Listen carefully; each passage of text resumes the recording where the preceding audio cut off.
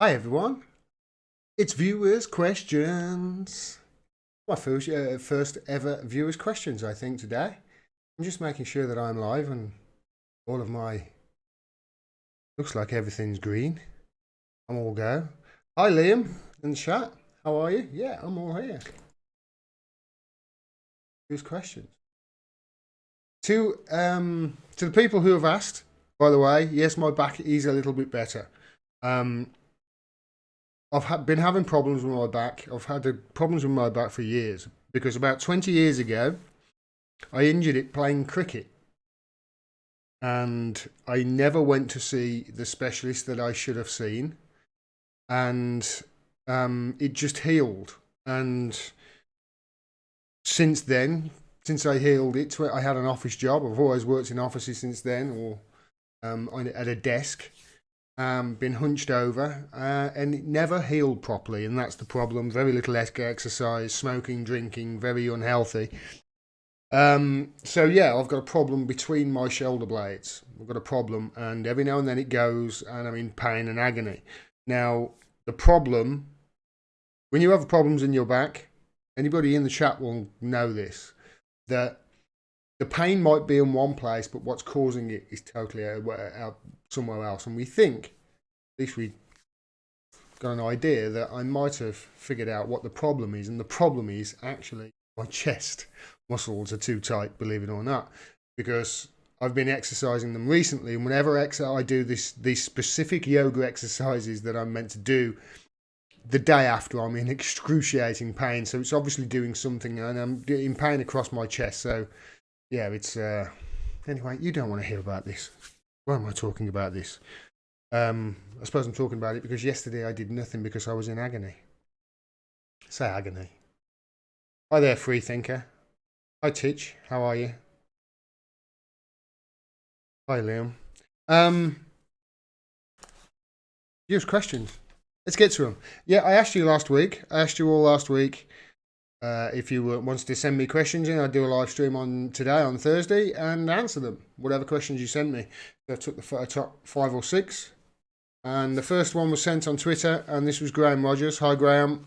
Gordon Dimmack, media lies against Corbyn are so bad, but as a left-wing Brexiteer, can I really vote Labour? I hear you, man. I do. I hear you.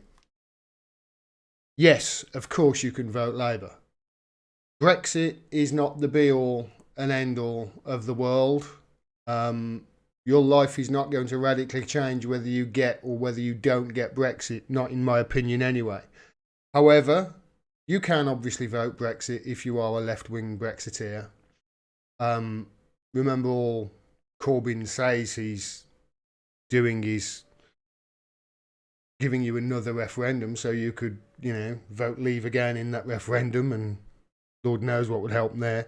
What would happen there? More Brexit, I suppose. But it's not the be all and end all. If you want an end to the universal credit implementation of, let's face it, Nazi-like implementation, hard hitting the poor and the disabled. If you want to enter that, then voting Labour is your best bet. If you want an end to the wealth the wealth, if you want an end to, or rather, if you want to see a clamp down on the massive income inequality that we've got, then you can vote Labour. If you want higher taxes on the rich, and you can vote Labour, I suppose. Let's remember, he is, Jeremy Corbyn, the most anti-establishment candidate there is. He still is. The establishment hate him. So if you're looking for an anti-establishment candidate, an anti-establishment, my chest is just pain there. If you want an anti-establishment government, then voting Labour obviously is your best bet. Let's remember Jeremy Corbyn. The establishment hate him. The British Army use pictures of him for target practice, as we found out last year, or in the last year. If you want the best bet for the safety of Julian Assange, then a Labour government is your best bet. Remember, Chris Williamson, although they haven't come out and said it, Labour haven't, and I'm going to be trying to force them to say it or at least answer the question. But Chris Williamson has said that since leaving, the Labour government would stop the extradition of Julian Assange. So yeah, you can vote Labour. And let's not forget, I'm hard on Labour, as I should be, you know, as everybody should be, as long as it's warranted, you know, and the things I hit them hard on, it is warranted. But let's not forget, this Tory government has been a disgrace, Graham. You know, they are in open warfare against their own people. They are lying to them every term. They've thrown journalism in jail.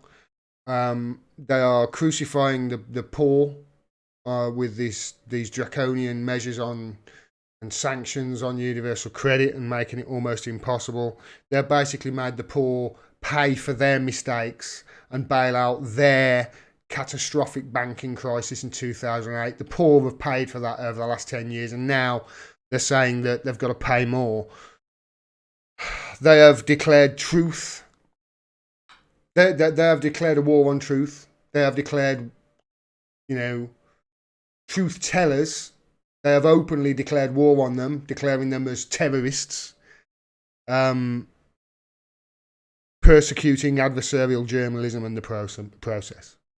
So let's not forget who the Tories are. So yeah, of course, you can vote Labour, despite their Brexit stance of we'll negotiate a deal and then have a referendum where we'll back staying in the EU rather than that deal that we've negotiated, which is really not good.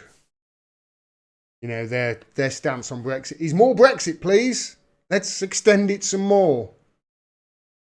People will vote Leave again, you know. And Labour have never answered the question also on Brexit. They've never answered, we'll negotiate a deal that will keep us in a customs union and we'll have a customs union with the EU. Well, you know what? There's something that will come with then.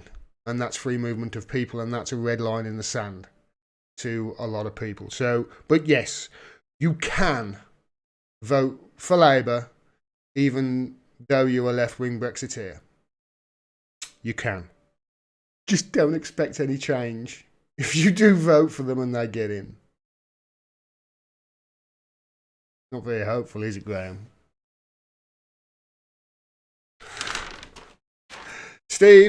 Ideal Steve says, hi Gordon, do you think Labour could pass their manifesto under EU competition law and the fourth railway agreement? No, is the answer. I've been saying that for 2 years, mate, or words to that effect. It basically goes against their... give me a second, let's quickly do that. It goes against their fairness and balance, their level playing field, doesn't it? You know, privatising the rail system and what I've been saying is what the EU will do in that sort of instance is they'll wrap it up in bureaucratic red tape, which is what we've seen with the Brexit negotiations. And more to the point, here's the thing. Your question was, do you think Labour could pass their manifesto under EU competition law and the fourth railway agreement? Take those two things out of there and just ask the first part of the question, do you think Labour could pass their manifesto? No, is the answer to that. You don't need the rest of that question. Ideal Steve. Great name. This is a disjointed Labour Party. Totally disjointed Labour Party with a leader who won't lead, seemingly, and won't come out and defend his most ardent supporters when they are, you know, pretty much laying down on the train tracks for him. They will struggle to implement most of their manifesto. And remember, their manifesto did include the respecting the result of the last referendum. Remember that. There is a saying in Parliament, and it is especially true for Jeremy Corbyn. In Jeremy Corbyn's position, he's You know, his opposition are in the benches. He can see them. They're in the benches opposite him. His enemies are behind him. And that's the problem he's got. So, yeah, he's going to struggle to do anything. He's going to struggle to pass anything. He's going to struggle to coalesce the Labour Party and the PLP behind him if he was in government. And why can I say that? Well, look at history. You know, look at this recent history. And the thing is, if you look at the history, it's not getting better either. It's actually getting worse. Things are getting worse within the Labour Party. Certainly looking at it from the outside where I sit and listen to the people who are sending me emails. You know, you've seen what happened to Chris Williamson recently. You've seen what's happened to Asa Winstanley. You've seen what's happened to Jackie Walker. You've seen what's happened to my friend Pete Gregson, the friend of the show, Pete Gregson. And there's even more besides these people with regards to, you know, Labour capitulating on this fake anti-Semitism crisis. There is no anti-Semitism crisis within the Labour Party. The only crisis is the crisis in Palestine, where the Israeli government are occupying their land and treating them subhuman. That's the crisis. And to call anybody who's calling out that anti-Semitic is in itself an anti-Semitic trope, because in essence you're basically then saying that everybody who is Jewish backs the right-wing Israeli government and its atrocities against Palestinians. They can't even stand up and say that. So what chance? They can't even fight back against that in the Labour PLP. So what chance do you think that they could pass their manifesto when, for so many in the PLP, it would be against their own objectives, if that makes sense? You know, if you look at the Labour Party, look how many deselections there have been over the last year or two of the Blairites that are the scourge of the party. He's got the massive support within the members. Corbyn has the overwhelming majority of him support him and his vision. It's the PLP who are not giving it you, and the mechanisms within the Labour Party that have got that organisation so tightly by the balls. There won't be enough solidarity. This is what I'm saying. There won't be enough solidarity in any Labour government, if it gets in, to implement any sort of radical change whilst in government. The PLP will just be against him. There you go, Ideal Steve. Thanks for your question, mate. No, is the short answer. Petticorn says this: do I and the now politically homeless people like me just not bother to vote in the election? Right, here's the thing, Petticorn. I understand this totally. Oh no. Just bear me a second, please, people. I've just noticed.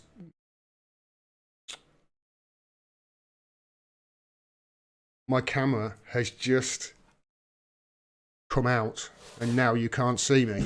Just bear me a second.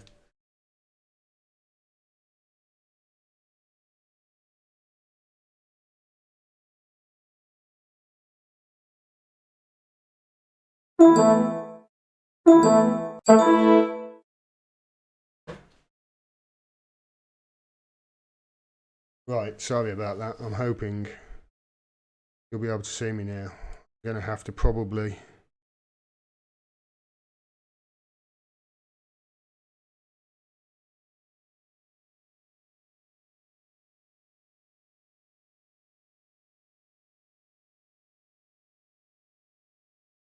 Oh no, I don't know how to get this back now. Ah, I'm back. Sorry about that, everyone. Yeah, my camera just unplugged for some reason. So, do I and the now politically homeless? Sorry, back to your question, Petticorn.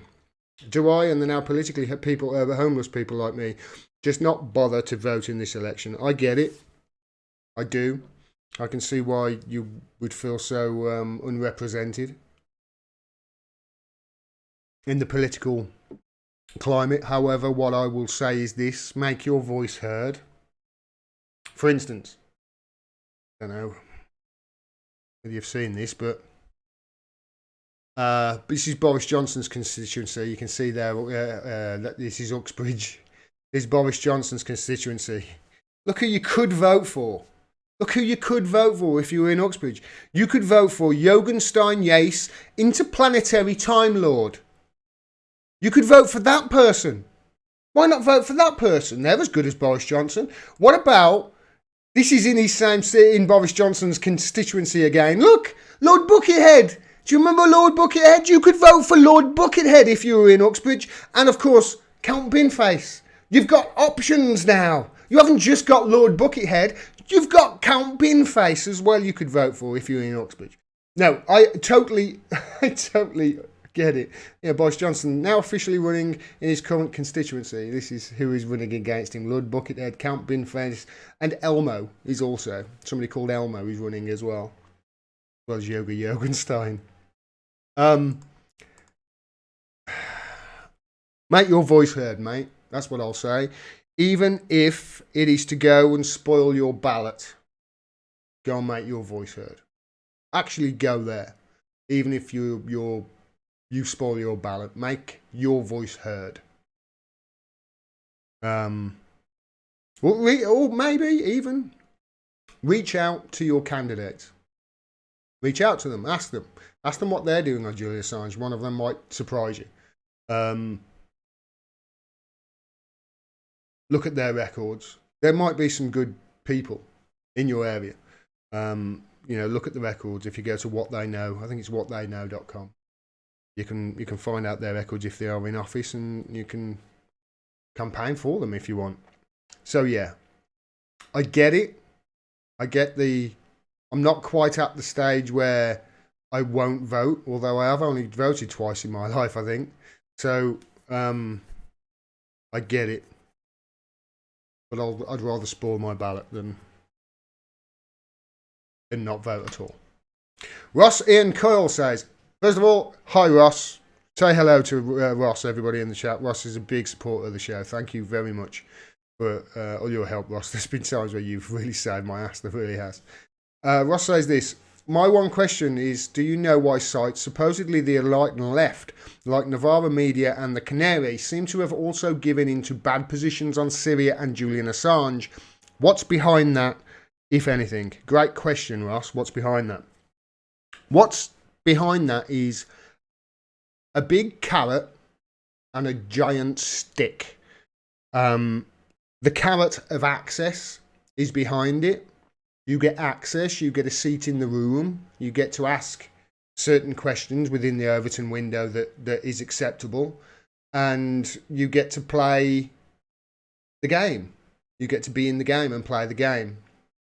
And obviously then, on the other hand, if you don't, there's the stick of censorship, which is how they'll batter you into submission if you go against the grain with things like the Green News Guard rating. You don't want to affect your Green News Guard rating. You have to put this in. You have to talk about this. You can't. There was a great example with the Canary. You mentioned the Canary. The Novara Media, by the way, I've always thought is awful. I think there were major questions over the people who started Novara Media. I think if you look at their backgrounds, they're all the same people who are in mainstream media. They're from the same background. They're just basically a slightly hipper rap. The Canary are somewhat better, a lot better, I would say, actually. But even the Canary, they ran a story on 9/11, the anniversary of the probably the turning point of foreign policy in my lifetime, certainly in the last 50 years. That point changed the course of history more than any other. So on the anniversary of it, they run an article saying conspiracy theories. Let's not talk about the conspiracy theories. It's bad to talk about conspiracy theories. That was the crux of the article. It's like, well, you don't allow us to talk about 9/11. You know, if anybody asks any questions about 9/11, they're a conspiracy theorist. So what day is okay for us to talk about 9/11? You know, maybe the anniversary would be a great day to actually ask those questions that need to be asked. Like, you know, how come the BBC announced that World Trade Center 7 had fell 30 minutes before it actually fell? How come that is? You know, how come the explanation they give is, get this, the explanation the BBC gave for World Trade Center 7 falling and crumbling to the ground, even though it wasn't hit, the explanation they gave for announcing that had happened 30 minutes before it did, I think it was 30 minutes, might have been whatever it was before, well before. The explanation they gave was, oh, well, it was a fluid thing that was happening. There were lots of reports that day. And, oh yeah, the person who was reporting, they cut her off. It went to blue, then they cut her off. That thing that happened, it was just total coincidence that it happened right at that time. It was a technical problem. And it's also a real coincidence. We've lost the tapes, by the way. There's nothing nefarious, that we just lost the tapes. Honestly, I know what you're thinking. All right, if that's not the day to ask those questions, then what the fuck is, Canary? But obviously they're chasing Green News Guard ratings, and they know if they do say the shit that I've just said, which is what people up and down this fucking country are saying, honestly, go outside and speak to some of them. They'll give you all sorts of wonderful theories with regards to 9/11. If that's not the day to talk about it, then when is? You know, the Daily Express did a better job on 9/11 of actually talking about 9/11 than the Canary did. So that's the sort of shit that they're up to, that they're up against. There's a big carrot if they play by the rules, and there's a big stick if they don't. There you go. It doesn't pay. Truth doesn't pay. I know. I'm living testament to it. The truth does not pay.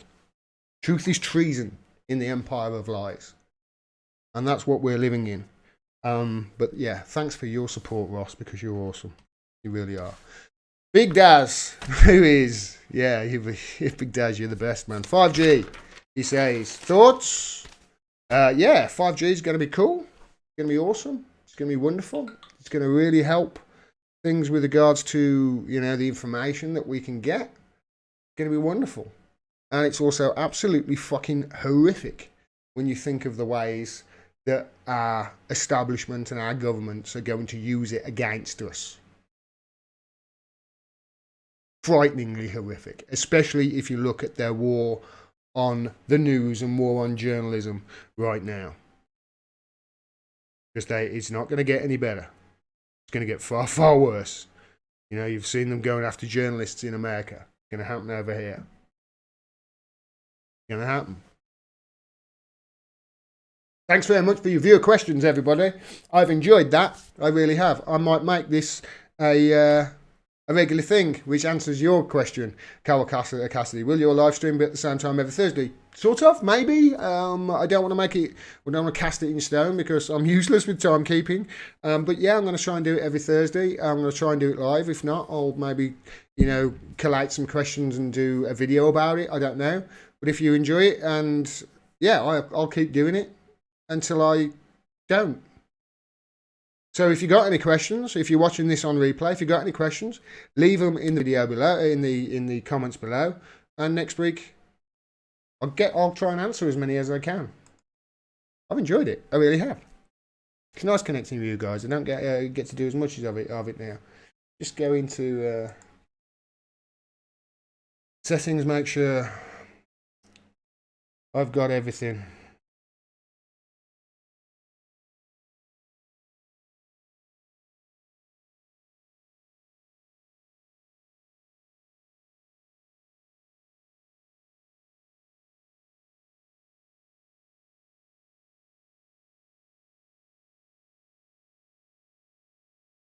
All right. Yep, we're all done, everybody. Yeah, thanks very much for your support. I'm currently doing a video. You've probably seen I'm catching up on my editing. since I'm back in the studio. I've got a load of footage I've got to edit and releasing videos of that's happened over the last like 7 to 10 days. So I'll be releasing videos about those.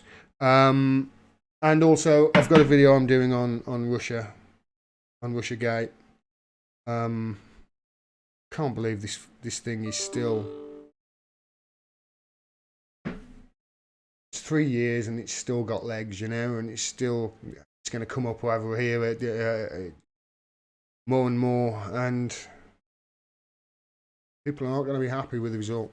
They're not going to be happy. Careful what you wish for, people. Yeah, I'll get to that video.